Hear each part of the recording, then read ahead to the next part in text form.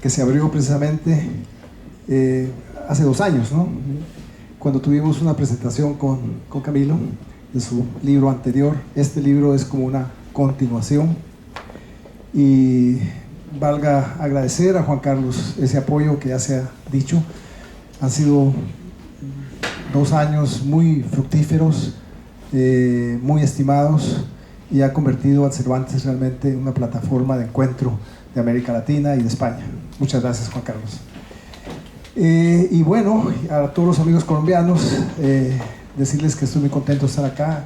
Yo también tengo una parte de mi corazón en Colombia, ya que ahí viví 8 años y pasé mi juventud y mi adolescencia en Colombia, un país que conozco muy bien y quiero mucho. Y con Camilo pues hemos mantenido una relación no solo de amistad, una relación intelectual que me ha servido mucho a mí. Y bien, vamos a entrarle al libro agradeciéndole al público y que esperamos que este tema, que ya diré un poco más sobre esto, despierte preguntas, despierte cuestionamientos, porque es algo urgente. Y gracias de nuevo por preferir esta aula en lugar de una playa ardiente con este sol maravilloso que está haciendo. Ese esfuerzo se valora y se agradece.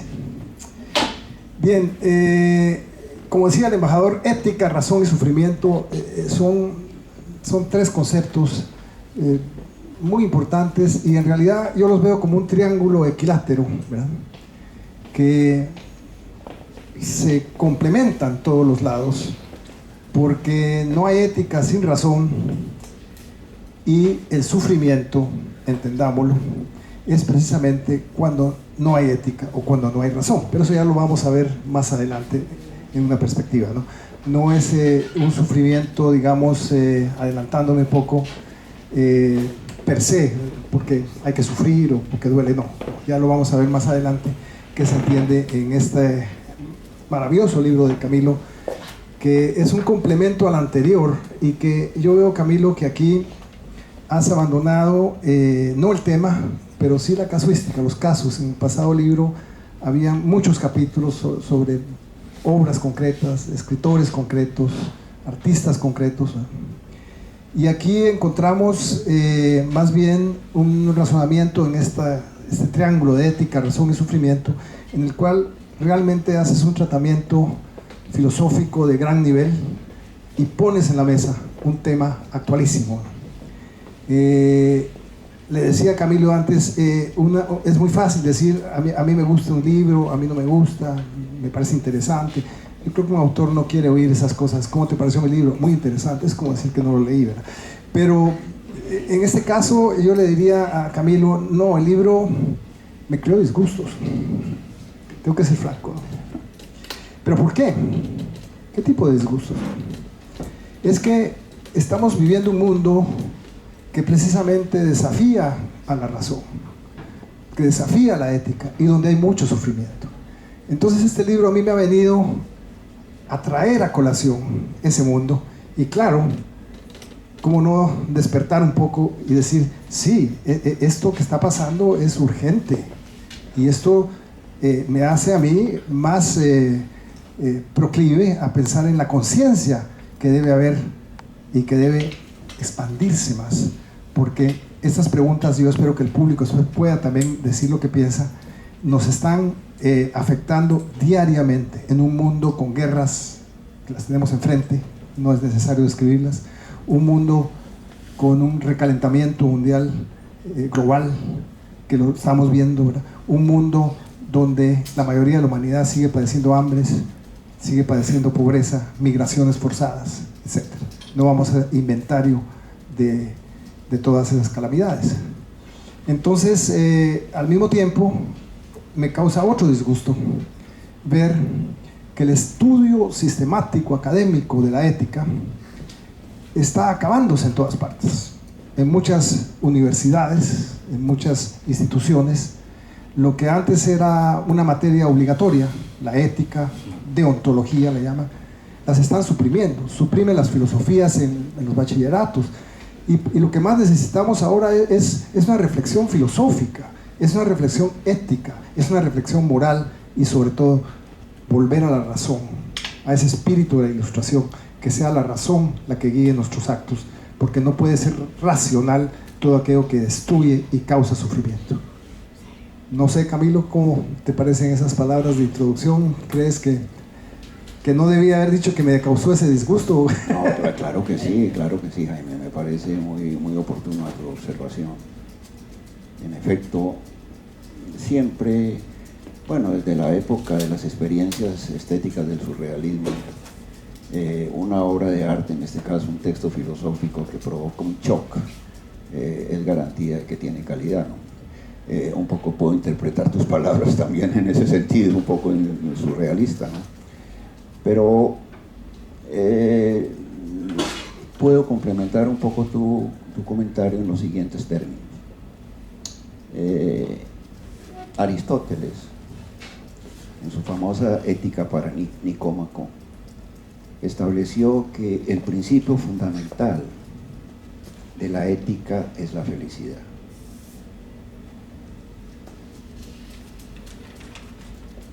El propósito natural para Aristóteles que guía la vida y la conducta de todo ser humano es buscar vivir la felicidad. ¿Y qué es la felicidad para Aristóteles? Es la reunión o la síntesis de dos aspectos fundamentales. Por una parte, una conducta buena de la persona situada en el ethos. Hay que decir que la palabra ethos, de origen griego, significa el espíritu que guía o que envuelve o que traza el sentido de la existencia y de los pasos de una comunidad o grupo. Y además de eso, decía Aristóteles, el rasgo fundamental de la ética es la contemplación del mundo. Se es ético, se tiene un fundamento ético en la existencia de cada persona cuando dedica gran parte de su vida a contemplar el mundo, es decir, a conocer. Hay que recordar que en griego, conocer el mundo, la teoría, es la contemplación. Entonces, conocer el mundo, contemplarlo, describirlo en todos sus aspectos, es la fuente de la felicidad suprema para Aristóteles. En este caso, él está describiendo un poco su experiencia personal. Él es el ejemplo que se mira a sí mismo para definir un poco este aspecto de la ética. Después Kant rectificó a Aristóteles en el siguiente sentido. En efecto, la felicidad es un principio fundamental que forma el pensamiento ético y el saber ético sobre la condición de existencia de cada ser humano. Pero la felicidad no es un principio supremo, sino que está subordinado a otro que es más importante y de mayor significado, que es la libertad. La búsqueda de la felicidad no tiene sentido en sí misma si no está sustentada en la garantía de la libertad de cada sujeto. Un sujeto que no es libre nunca puede ser feliz. La primera condición de la felicidad es la libertad de la persona.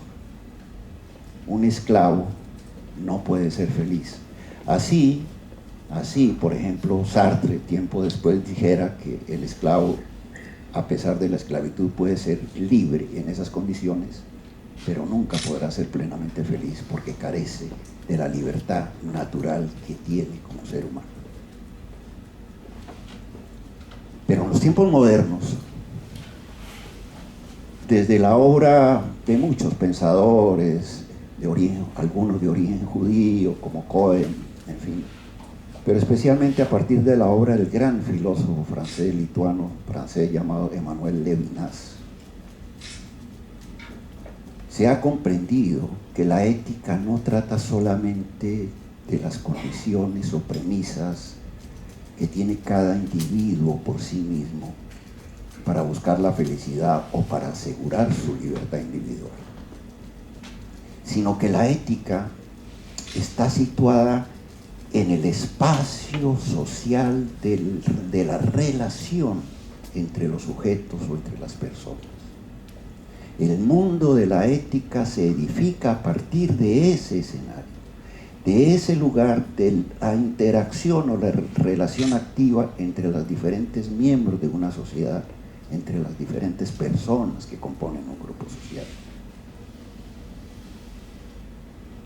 Pero, según Levinas, las relaciones entre los seres humanos nunca son simétricas, no son equivalentes, no son perfectamente equilibradas, porque siempre aparece en el horizonte de nuestra existencia como sujetos libres, siempre aparece en el horizonte de nuestra existencia la presencia y el rostro del otro. El otro que es semejante a nosotros, pero que es también sustancialmente diferente. ¿Y quién es el otro? El otro, Levinas lo recoge según la tradición bíblica del Antiguo Testamento. Está ejemplarizado por tres figuras. La figura del extranjero, que tiene mucha importancia comprenderla para muchísimos de nosotros que somos extranjeros en un país. El otro también es la viuda y también es el huérfano. Es decir, son personas vulnerables y frágiles que necesitan de nosotros para poder asegurar las condiciones básicas de su vida o de su supervivencia. El otro nos interpela con su mirada sufriente, con su mirada dolorosa, porque carece de los sustentos fundamentales de su vida, para que acudamos a él como una responsabilidad natural, o mejor, ética, que tenemos que cumplir. En ese plano, la ética funciona o se da como la responsabilidad o la obligación que tenemos para impedir que el sufrimiento del otro se consuma, para evitar que su sufrimiento, que arrastra por su existencia débil, marginada, continúe siendo así para siempre. Tenemos esa responsabilidad de responder por el otro para que esa existencia deje de ser sufriente y se convierta en un paso, o se abra el paso para alcanzar por lo menos las mínimas condiciones de su felicidad, o por lo menos evitar que la infelicidad siga reinando en su ser y existencia. Pero hay otro aspecto también de la ética en las relaciones interpersonales muy importante, con relación al sufrimiento. Los seres humanos sufrimos por razones naturales, cuando nos enfermamos, cuando ocurre una catástrofe natural y cuando se nos avecina o se nos acerca la llegada de la muerte, que sentimos una angustia muy grande. Esas son causas naturales de nuestro sufrimiento. Pero hay un problema central en la ética. Central, absolutamente central, especialmente en la ética moderna, que he tratado de diferenciar un poco del pensamiento ético tradicional, que es el asunto del sufrimiento que nosotros los seres humanos nos provocamos con nuestros actos y nuestras decisiones. Cuando nosotros con un acto le hacemos daño a otra persona y ese daño le provoca sufrimiento, estamos obrando contra el principio básico de la ética. Estamos obrando de tal manera que violamos o transgredimos el mandato fundamental ético y moral que es no hacer daño a los demás. Emmanuel Kant sostuvo que el imperativo categórico es la base de cualquier moral. El imperativo categórico que dice, obra de tal manera, siguiendo una máxima, que esa máxima tenga valor universal, o sea, tenga validez para todos los seres humanos. Pero la pregunta que yo le hice a Kant en mi libro, con mucha sencillez obviamente, la pregunta que le hice a Kant es, ¿cuál es esa máxima que debe orientar nuestros actos, que tenga validez universal? ¿Cuál es esa máxima? Esa máxima es, a mi modo de ver, en mi opinión, la siguiente: obra de tal manera, siguiendo una máxima que te prohíba o te impida realizar actos que le provoquen daño a los demás, actos que los hagan sufrir. Esa es la máxima fundamental de la ética, en mi opinión. Es ahí donde se sitúa el horizonte de la ética moderna. No solamente en recoger, en responder por el otro cuando aparece en el horizonte de nuestro ser y de nuestra mirada, de ese ser humano frágil, desamparado, sino también la obligación que adquirimos o debemos adquirir en el proceso de nuestra formación ética, que Jaime señalaba tan importante, de lograr comprender que nuestra obligación primera, fundamental, nuestro deber ético fundamental, es abstenernos de cometer actos que hagan sufrir a nuestros semejantes, actos que les ocasionen daño. Esa es la máxima general fundamental, desde mi punto de vista, que trato y desarrollo en este libro. Sí, bueno, efectivamente el sufrimiento era, como lo estaba denunciando al principio, eso, ¿no? Causar un daño, ¿no? Y la felicidad, a todas luces, es lo contrario del sufrimiento, semánticamente. Hoy en día me estaba yo recordando de una popularización de esto, ¿no? Que se usa mucho en los discursos políticos, en los discursos de la ONG. Ya no se habla de felicidad, porque la felicidad suena como la canción de la felicidad, ¿verdad? Pero en cambio, el buen vivir, ese es un concepto que se usa mucho, ¿no? ¿Y qué es el buen vivir, verdad? Entonces, en el libro de Camilo es como una casa con muchos cuartos, ¿verdad? Donde la felicidad tiene un cuarto, digamos, pero también hay otros cuartos que hay que visitar, y en realidad todos están de alguna manera interconectados por puertas dentro de esta casa, que tiene para mí una forma de triángulo: ética, razón y sufrimiento. Entonces, en esta casa estamos todos, por así decirlo. Creo que la visión de Camilo es no solo una ética individualista, sino es una ética social, ante todo. Esa es mi interpretación. Y en tu libro, Camilo, tú planteas de entrada lo que yo llamo el origen de todo esto. Hablas de los hombres primitivos, yo pensé en el estado de naturaleza, que hablan algunos filósofos, ¿verdad? Pero también el momento en que llega la normativa, ¿no? La normativa es el orden, la ley, ¿verdad? Y al llegar la ley y el orden, entonces tiene que haber un sometimiento del individuo a este ordenamiento, ¿verdad? Que hoy lo llaman legislativo, jurídico, en fin. Pero también hay una normativa de la costumbre, ¿verdad?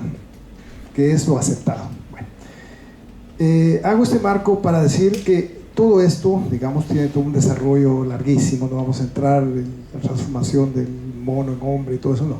Pero sí, cuando hablamos de lo normativo, ¿no? Empezamos a hablar de derechos.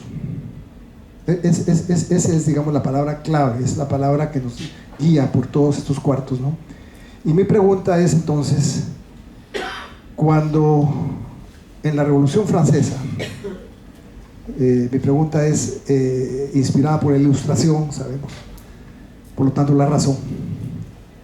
Se proclama, mejor dicho, la Declaración Universal de los Derechos del Hombre, así se llama. Después le cambiaron a Derechos Humanos porque protestaron las mujeres, pero eso ya es un desarrollo.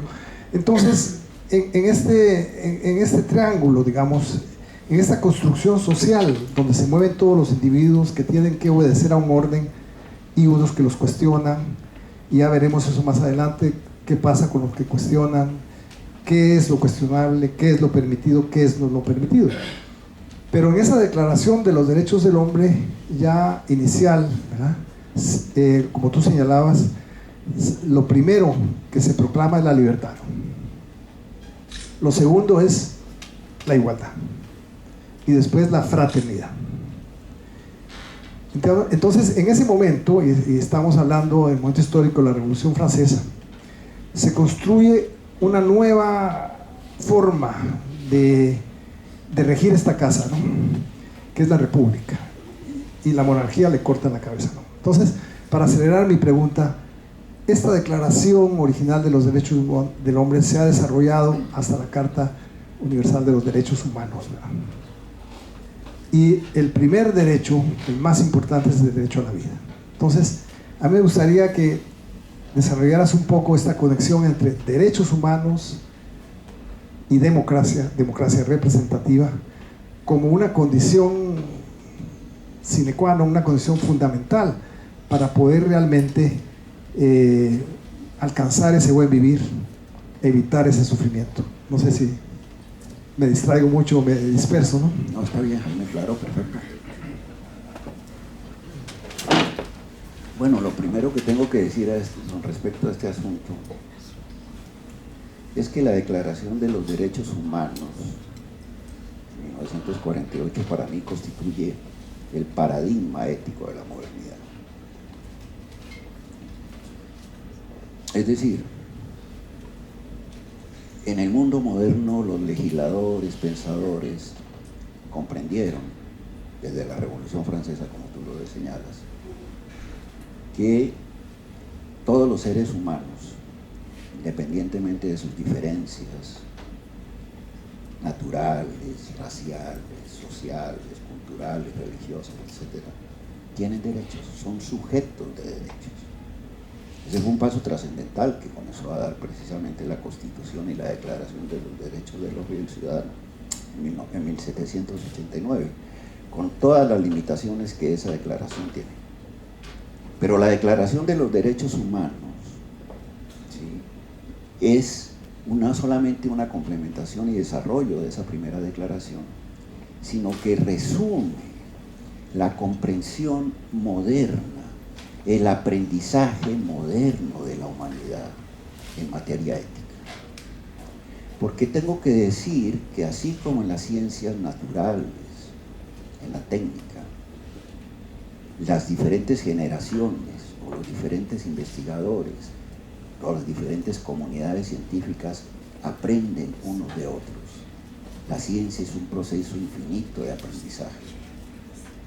La técnica que es la ciencia aplicada es otro proceso infinito de aprendizaje, corrigiendo errores, haciendo ensayos, aproximándose a enunciados más o menos verdaderos sobre los objetos reales, etc.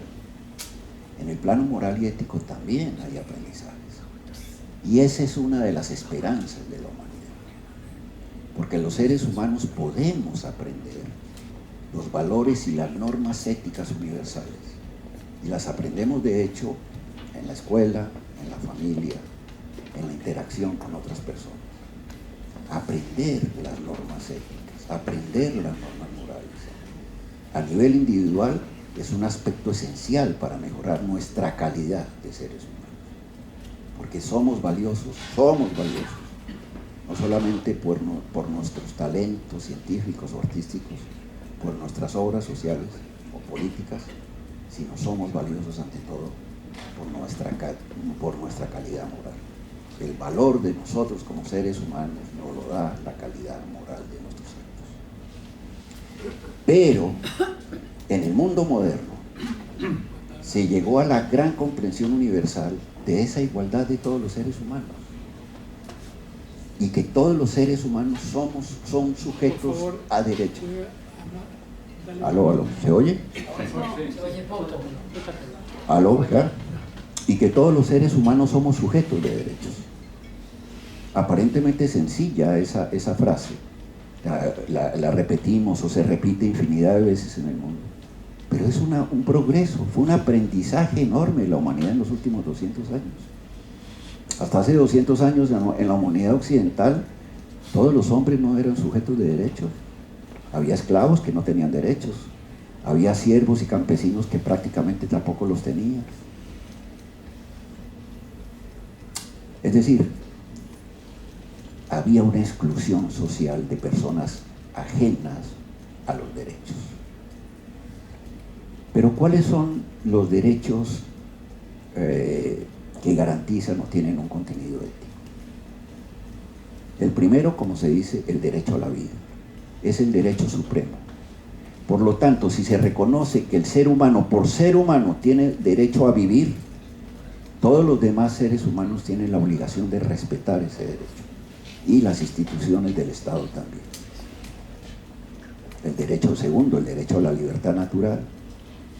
El derecho a la integridad física de cada ser humano, es decir, el derecho a no ser torturado ni maltratado con violencia por nadie. El derecho a no ser humillado, o sea, a mantener su integridad psíquica, ofendido o humillado. El derecho a sus propiedades individuales, en fin. Esos derechos constituyen la base normativa de la modernidad. Y la obligación de todos nosotros es respetar esos derechos en los demás que reconocemos o tenemos que aprender a reconocer. Porque ahí está la cuestión del aprendizaje. Tenemos que aprender a reconocer que esos derechos que brotan en todo ser humano por el hecho de ser humano son derechos en cierta medida sagrados, que nosotros, los demás seres humanos, no podemos violentar, ni tocar, ni alterar, ni desconocer o negar. Esa es la obligación que adquirimos en el momento en que reconocemos esos derechos en los demás y que los demás reconocen en cada uno de nosotros esos derechos, como portadores nosotros de esos derechos. Ese deber, repito, se convierte en el deber de respetar con los actos de nuestra vida. Esos derechos se convierten en esencial, en el marco, en el fundamento ético de nuestra vida, de nuestra conducta y de nuestras obras. Pero ¿qué pasa cuando violamos o no respetamos uno de esos derechos que tienen las demás personas en el marco de la sociedad en que vivimos o convivimos? Cuando le quitamos la vida a otra persona, cuando le quitamos su libertad natural, cuando la maltratamos o la torturamos, cuando la humillamos o la ofendemos de manera vil, cuando le quitamos sus bienes naturales o sus bienes que tiene de manera legítima. ¿Qué pasa? ¿Qué pasa? Que le hacemos un daño a esas personas. Ahí viene nuevamente el tema del sufrimiento. Le hacemos un daño profundo a esas personas. Un daño profundo. En el caso de la muerte a una persona, a las víctimas, o sea, a los familiares y amigos, un daño enorme. Y ese daño enorme, ¿sí?, los hace sufrir. Nos convertimos en autores del sufrimiento de los demás, autores del sufrimiento de otros. Es el peor atributo que podemos tener en nuestras vidas, ser autores del sufrimiento de otras personas. Y más cuando son muchas esas personas que hacemos sufrir, son colectividades humanas, o son grupos muy grandes. Por esa razón, lograr comprender este hecho capital de nuestras existencias es lo que nos debe llevar precisamente a fortalecer en nuestra interioridad espiritual la decisión consciente de tratar siempre de abstenernos de realizar actos que hagan sufrir a nuestros semejantes. Ciertamente eso no es posible siempre. Somos seres imperfectos. Siempre cometemos faltas de una u otra naturaleza. Pero lo importante, lo más importante, es que tengamos presente eso, ese imperativo en el horizonte de nuestra mente, de nuestro espíritu. Porque si lo tenemos presente, vamos a comprender o a sentir la presencia de la falta cuando la cometamos, del daño cuando lo hagamos. Y ser consciente de un daño que hacemos a otro es por lo menos una reacción moral, porque es la reacción que nos permite comprender, ser conscientes del daño que hemos hecho. Es la compensación, de alguna manera, la primera compensación a ese daño. Reconocer el daño para precisamente no volverlo a cometer o pedir perdón a la persona que ha sufrido, que ha sido víctima de ese daño.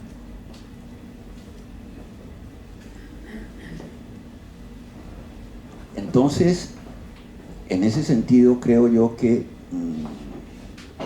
lo fundamental en la ética es que nos enseña precisamente a obrar correctamente en nuestras vidas, en base a estos elementos que he mencionado, sobre todo la ética moderna, ¿no?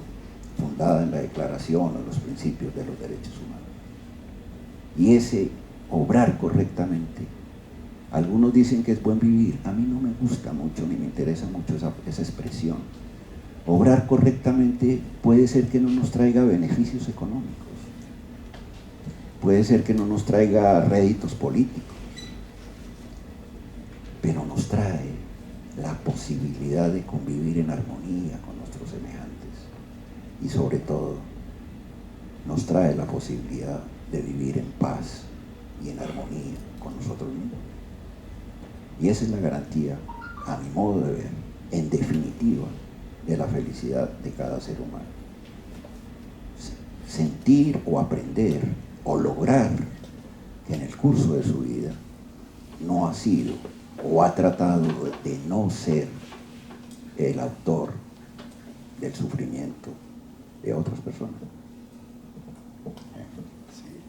Sí, efectivamente, y me quedo con eso de reacción moral, ¿verdad? Porque cuando hablamos de moral, estamos hablando también del bien y del mal, de la actuación correcta e incorrecta. Me recuerdo en tu anterior libro el ejemplo, aquel de Goya, ¿no? Esa frase de Goya de el sueño de la razón produce monstruos, ¿verdad? Y el famoso cuadro del perro que sale y mira y no hay nadie, y bueno, el perro está desolado porque el ser humano ha desolado el paisaje y el perro pareciera extrañar a un amo que tuviera razón. Bueno, eso ya lo has escrito, ¿no? Pero el asunto es que en este libro nuevamente hay un razonamiento en torno a Goya nuevamente, pero más bien dirigido hacia ese el problema del bien y el mal, ¿no? Esa dicotomía, ¿no? ¿Qué es la esencia del mal? La esencia sí, buena pregunta, Jaime, claro. La esencia del mal. Rousseau decía la famosa frase en el discurso sobre la desigualdad de los seres humanos, de que todos los hombres nacen buenos, pero es la sociedad la que los corrompe o la que los vuelve malos, ¿no? Pero yo sostengo que la esencia del mal es los obrar o las conductas o los actos malos de los seres humanos. El mal es una generalización, es la sustancialización del conjunto de actos malos o inmorales de los seres humanos. ¿Y cuáles son los actos malos o inmorales de los seres humanos? Los actos que provocan daño y sufrimiento en otras personas. Esa es la maldad. Y cuando esa persona sistemáticamente obra mal, es decir, provoca daño y sufrimiento en otras personas, esa persona poco a poco se va convirtiendo en la personificación del mal, ¿no? Porque ya lo sabemos desde el existencialismo, desde el pensamiento de Heidegger y de Sartre, que nosotros somos lo que hacemos. El ser de cada persona se forma a partir de la sucesión continua de sus actos. Entonces, si realizamos muchos actos inmorales, si obramos permanente mal con respecto a los demás, si les hacemos daño permanentemente, nos vamos convirtiendo en seres, en esencia, portadores del mal. En seres portadores del mal. En personificaciones del mal. Hannah Arendt, en su famoso texto de análisis sobre el juicio se me escapó ahora el nombre, de Eichmann, exactamente, decía claramente de que después de observarlo, todas sus declaraciones en el juicio en Jerusalén, en su libro sobre el juicio de Jerusalén, decía Hannah Arendt que Eichmann no era propiamente la personificación suprema del mal, sino era la personificación de la banalidad del mal. Es decir, de una persona que hacía el mal sin el propósito recóndito, intenso, sin la voluntad o la pasión poderosa de realizar el mal, o sea, el daño a otras personas. Es posible que así sea, es posible que así sea, que ese juicio o análisis de Hannah Arendt sea correcto, pero a mí me parece que lo más relevante es que independientemente de que la persona tenga la voluntad individual o la pasión por hacer el mal, si cumple órdenes de un superior en el Estado o un cuerpo armado, si cumple órdenes sistemáticas para hacer el mal a otras personas, esa persona se convierte en coautor del mal. Coautor del mal. Independientemente de que tenga en su interior esa voluntad o esa pasión, es coautor del mal. Y esa es una de las peores perdiciones que le puede pasar a los seres humanos. Ser coautores del mal que otros ordenan, ser ejecutores del mal que otros mandan. Es una tragedia humana. Es una tragedia humana. ¿Cuál es la opción de esa persona? Si es libre, es rebelarse contra ese mandato, como lo han hecho algunos que terminan siendo héroes, ¿no? Se rebelan contra el mandato del mal y se convierten en víctimas del propio mal. Sacrifican su vida para oponerse a esos poderosos que ordenan el mal. Esa es la disyuntiva moral más intensa que tiene un ser humano en esas circunstancias. ¿Qué hacer cuando estoy atrapado en una organización, en un grupo, en un orden estatal, etcétera, que me ordena matar, asesinar a personas inocentes de manera reiterada y permanente? ¿Qué hacer? Eichmann decidió obedecer la orden, pero también tenía la opción de no obedecer la orden y poner su vida para precisamente rechazar, condenar, mostrar su oposición rotunda a un acto o una orden criminal. Con eso se hubiera ganado precisamente la capacidad o la calidad moral que nunca tuvo. A veces es preferible morir en aras del bien moral que vivir condenado a la maldad. Eso es una disyuntiva ética complicada y difícil, pero que algunos seres humanos de calidad superior han optado por realizar, ¿no?, en bien de sus semejantes. Sí, y qué bien que hables de un juicio, porque se me viene ahorita una cuestión que aparece en este libro, en un capítulo, pero que aparece desarrollado en otros capítulos, y que en este capítulo particular es el capítulo sobre Dostoyevsky, ¿verdad? Y yo voy a hacer 2 preguntas más para después darle la oportunidad al público, pero esto de Dostoyevski me interesó mucho porque lógicamente está dentro de esta estructura de ética, razón y sufrimiento, enmarcado dentro de lo que es el crimen y el castigo, que tú ya has mencionado, ya mencionaste un juicio, qué es, digamos, el crimen en sí, y después también qué es el castigo, digamos. No voy a repetir la novela de Dostoyevski, que tú la analizas muy bien aquí, pero sí aquellos aspectos, me gustaría que tocaras un poco entre diferencia entre justicia y venganza, por ejemplo, muy importante, entre perdón y olvido, sobre todo para América Latina, con los crímenes de lesa humanidad, por ejemplo, ¿verdad? Y en esa perspectiva también esa contradicción, ¿verdad?, entre tener que perdonar o tener que olvidar, o las 2 cosas, ¿verdad? Entonces eso yo creo que tiene actualidad. Entonces esa sería la penúltima pregunta, y bueno, te hago la última después para no complicarlo más. Sí, Jaime. Bueno, a mí me interesa la obra de Dostoyevski, me interesó en este caso, en este libro de la ética, porque para mí Dostoyevski no solamente es un genial escritor, sino a través de su obra literaria plantea grandes temas morales, ¿no? Plantea grandes temas morales. Es decir, Dostoyevski a través de sus narraciones y sus novelas genera crea o forja una reflexión moral muy profunda sobre la existencia de los seres humanos. Es uno de los autores pues magníficos en esa dimensión ética. Entre otras cosas porque Dostoyevski se hace la pregunta que de alguna manera está en el centro de la modernidad intelectual y cultural, ¿no?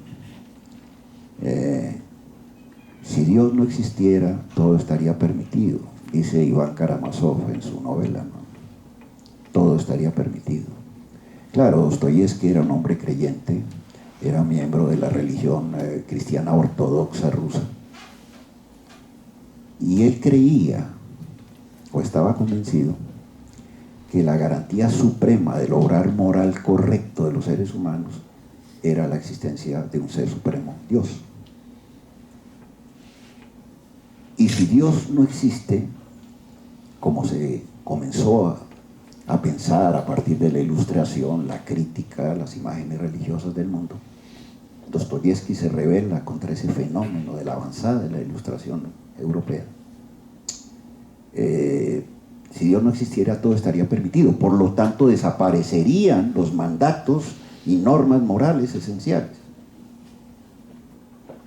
Desaparecerían.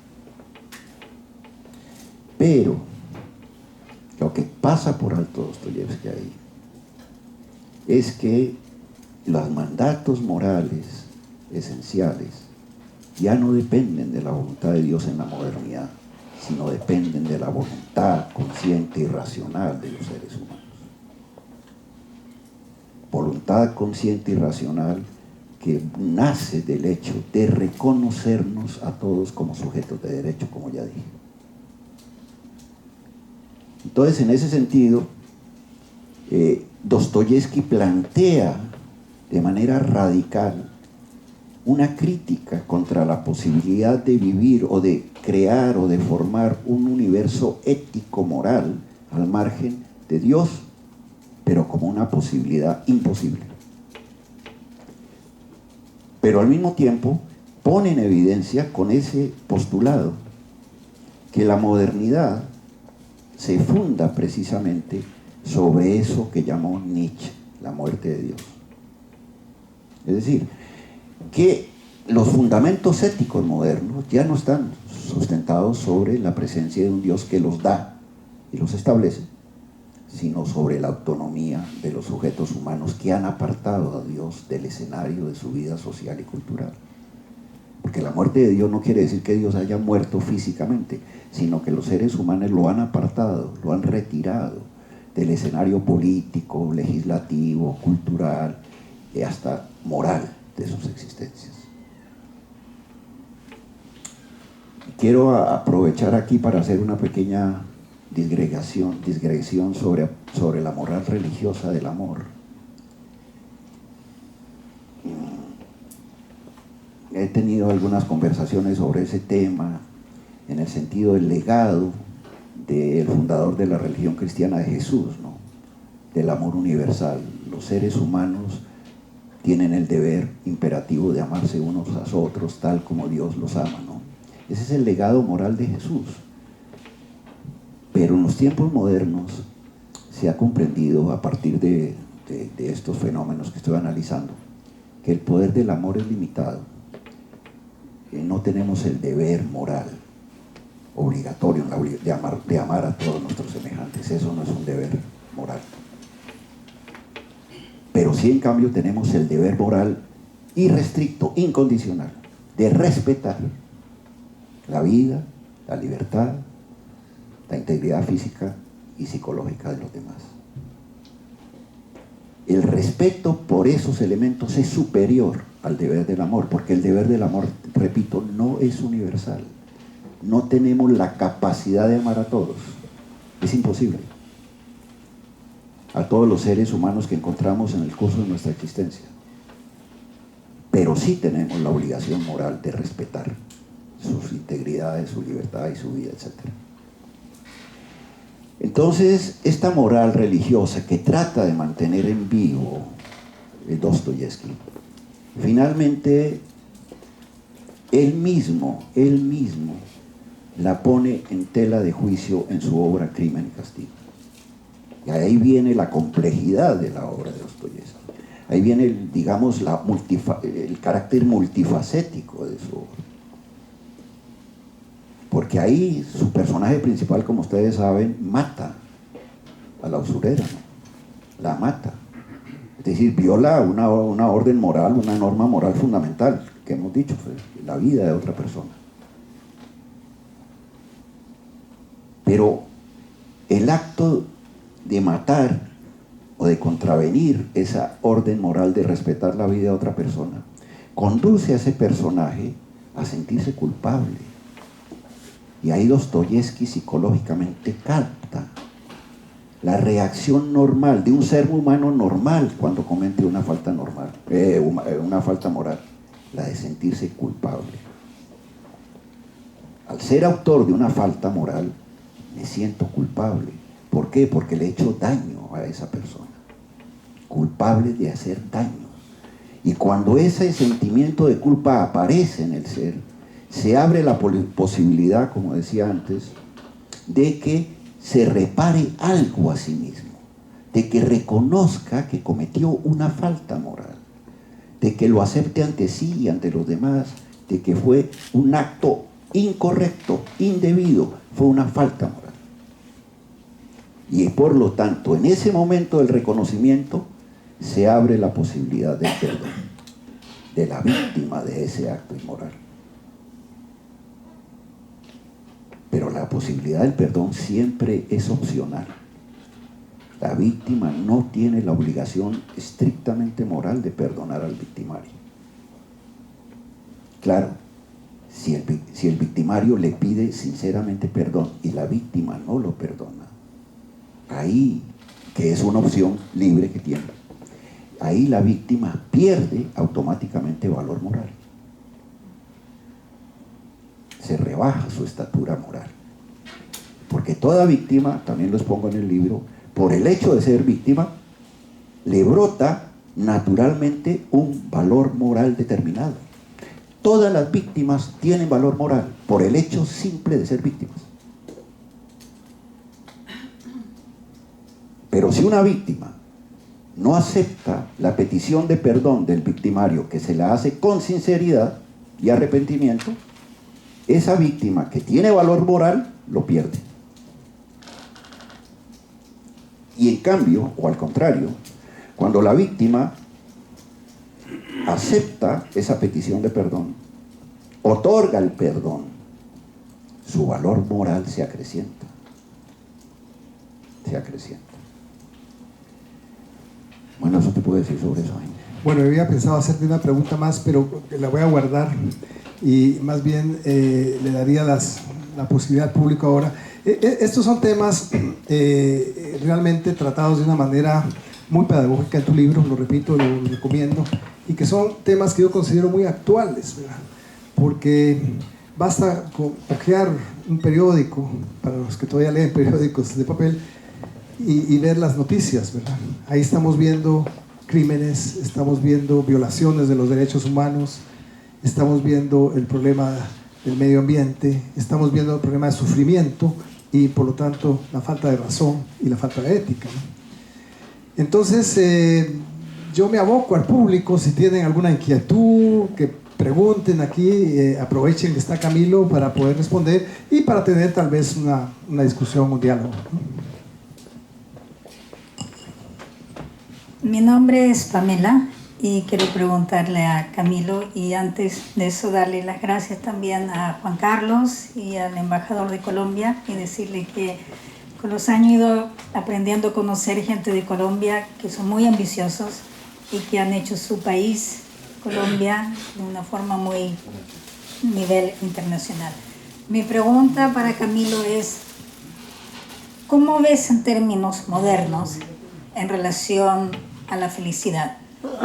Porque yo soy una persona que a través de la meditación y también del healing he encontrado diferentes respuestas, y entre esos temas también, en cuanto a desarrollo personal, que se trabaja en meditación, se habla mucho de la felicidad. Pero mi pregunta es, en términos modernos de ahora, 2024, ¿qué es para usted la felicidad?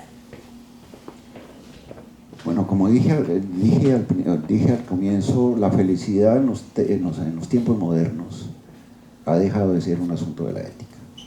La felicidad es un asunto privado de la vida individual de cada quien.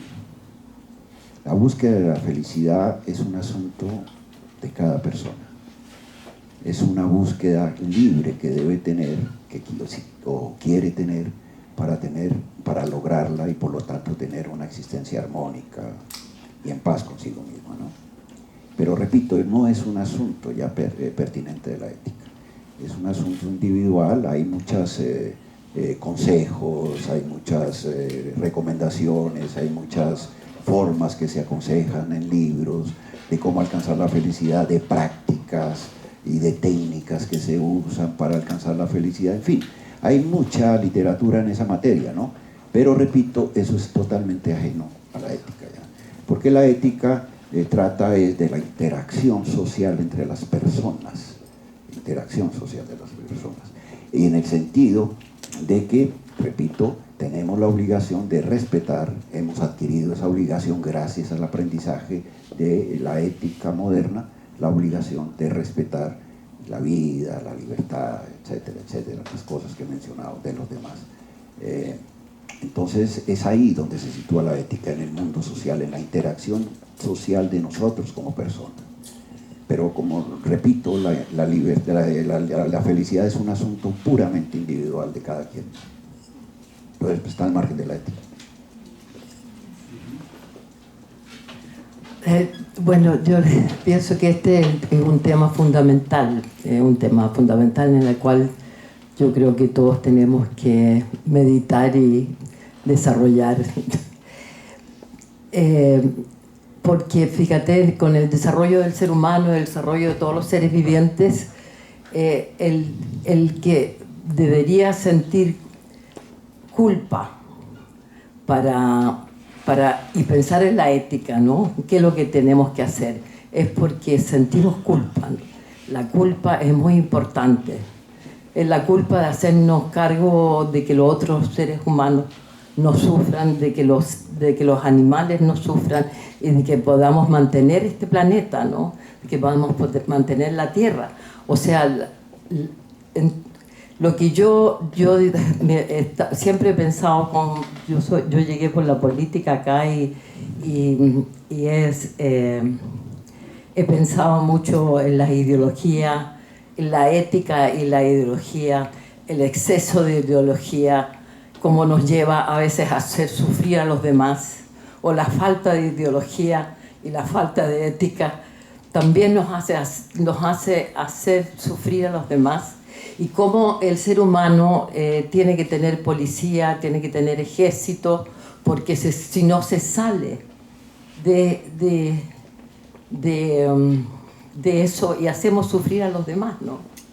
Entonces, por ejemplo, ese triángulo que tú hablas, Jaime, de ética, razón y sufrimiento, yo pondría ética, razón, aprendizaje y sufrimiento. Porque el sufrimiento es muy importante en el ser humano para poder respetar a los demás, ¿no? Para que me respeten a mí, yo también debo respetar a los demás. Bueno, y a través del sufrimiento llego a ese razonamiento. Yo sé si tú has pensado por qué el ser humano tiene que tener policía, por qué tiene que tener ejército, por qué tenemos que defendernos uno de los otros, por qué tenemos, por ejemplo, que el ser humano es muy complejo, ¿eh? Es tremendamente complejo este tema. Bueno, lo dejo ahí. No sé si voy a hablar de eso. Sí, claro, como usted dice, sí es un tema muy complejo, ¿no? Es decir, la complejidad de ese asunto nació desde la época del comienzo de las civilizaciones en la historia, ¿no?